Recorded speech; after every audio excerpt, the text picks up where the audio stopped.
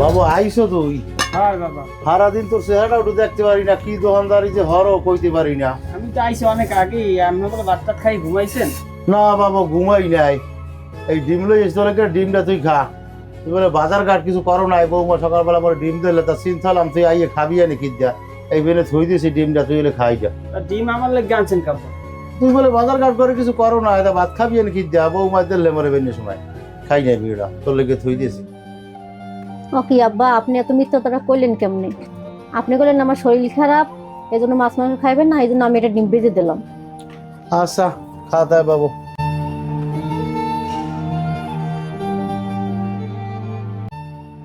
দেখো তোমার বাপে তোমার সামনে আমার কিভাবে খারাপ বানাইলে। আচ্ছা তাই তুমি বাদ দাও, আমার সালান পাতিতে আমার দোকানে যাইতে হবে, কাজ আছে তাড়াতাড়ি, তুমি আমার দাও, তাড়াতাড়ি দাও সালান।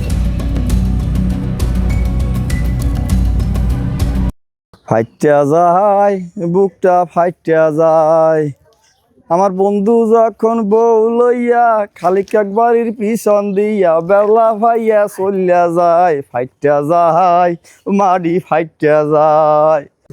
ও চাচা, চাচা এড বইরেছেন কে চাচা? কেডা বেড়া তুই? দুগো বাজার লই আইলাম, ওই বাইজিৎ ভাই বাজার পাঠাইছে। ভাবি কই? আছে মনে হয় পিছনে, আমার দ্বারে দিয়ে যাও, এদিকে দে বাজারে ব্যাগ। এলাম চাচা, এই গেলাম চাচা, আসসালামু আলাইকুম। ওয়ালাইকুম আসসালাম। পোলাক কি বাজার পাঠাইছে একটু দেখি, কোনো সময় দেই তো না। মাশাল্লাহ মাশাল্লাহ, আজ যদি এলাকাটা খাওয়াই আনে, ভালো ভালো মাছ পাঠাইছে। ও বৌমা, বৌমা কি বলান কে?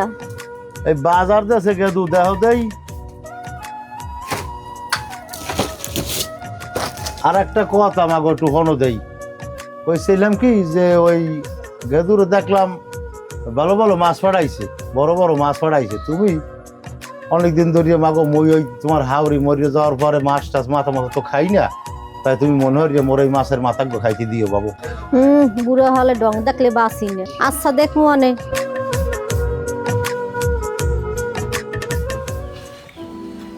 ধরে কষ্ট পুরোটাই বাজার ঘাট পাড়াইলে মাছ আনাজ কিনলে দেখে কি খুশি হইলাম। খামু ভাত কাটা আজকে মন ভরিয়া, এই এমন পুত্রের বউ ঘরে আনলাম, মরিচ দিয়ে ভাত খাওয়া লাগে। আজকে পোলাই আউ, এতদিন যে হরছে হরছে আজকে আর ছাড় দেবো না।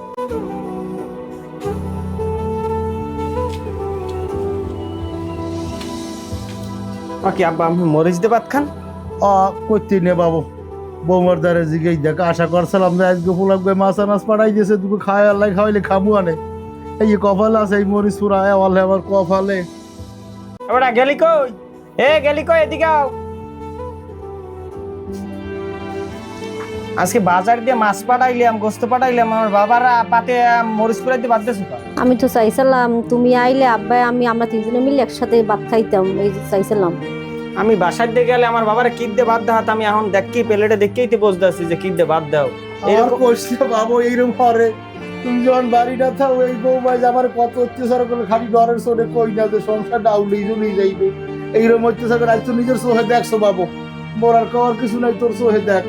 এই এই খাইলাম না ভাত, তোকে ভাত খাইলাম না, বহুত অত্যাচার সহ্য করছি, আর পারবো না। এদিকে এদিকে এদিকে, এই আমার বাবার বাদ দিয়েছো কিদ দিয়ে? হ্যাঁ, এই মাছ আনছি, গোস্ত আনছি, তাই এগুলিতে বাদ দিস কর। হ্যাঁ, বা এই মাছ দিয়ে বাদ দাও না কেন? এই কথা কও না, কথা নাই, কথা নাই। নাই, আমার বাবার জন্য আমি দুলিয়ে দেখছি, তুমি হ্যারি অপমান করো, তাতে তোমার ঘরে রেখে আমি কি করবো? এই টাকা পয়সা দোকানপাট যা দিয়েছি সবই তো আমার বাবার অবদান, তোমার ঘরে রেখে কি করবো? তাই আজকে তুমি আমার ঘর দিয়ে নেমে যাবো, সোজা কথা। আমার বাপ মা এরকম আসলে খুব কষ্টে আসলে, এখন যদি তুমি এই কষ্ট দাও তাহলে আর আমি কি করবো? আর আমার বাড়ির দরকার নাই, তুমি আজকে তোমার বাবারে খবর দাও, হে তোমার বাবা আর তোমার ভাই বা তোমার বাপে আসুক, আসলে তুমি আমার ঘর দিয়ে চলে যাও। আমার বাবারে খালি দৈনিক অত্যাচার কর, ওই অত্যাচার আমার সহ্য হয় না। নেন, আমার ভুল হয়ে গেছে, আমার মাফ করে দেন, আমি আর ভুল করবো না বাবার সাথে।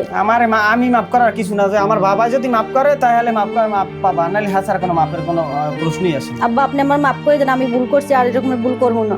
আচ্ছা মাগো, তোমার নিজের ভুল যখন তুমি বুঝতে পারছো, তখন সব বাবা মার একটাই কথা থাকে, ছেলে পোলাদের বউ ছেলে সন্তান সবারই মাফ করে দেওয়ারই, মানে তাদের কাজে হইলে মাফ করে দেওয়া। ভুল তোমরা করবা, আমরা হলে মাফ করে দেবো। যাই হোক মাফ করে দিলাম, তোমরা মিলেমিশে থাকো সবাই। দেখেন আমার মতো কেউ শ্বশুর শাশুড়ির সাথে এমন বেদফি কেউ কইরেন না।